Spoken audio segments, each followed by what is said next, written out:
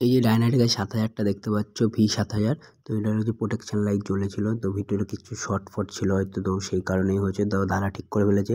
আর এই যে উপরে দেখতে পাচ্ছি যে মেশিনটা, এটা হচ্ছে ব্যালেন্সের, 2 সাইড ব্যালেন্স দেখতে পাচ্ছ, 2 সাইডে দেখো সমান ব্যালেন্স, ওই লাল একটা হলুদ একটা, দুটো সমান ব্যালেন্স দেখতে পাচ্ছ। ভোল্টেজ 211, আর দেখো লোডে ফেলবে কততে চলে আসবে।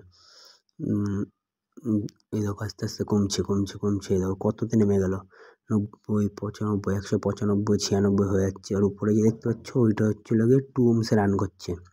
উপরে যে 4টে দেখতে পাচ্ছ, 4টেই এক এক চ্যানেলে দুটো দুটো করে লোড দেওয়া। তো লোডে ঘরের ভোল্টেজ একদম পুরো কমে যাচ্ছে একদম। তো এটা মেশিনটা 5 কিলো লোড নিয়ে নিচ্ছে এতেই।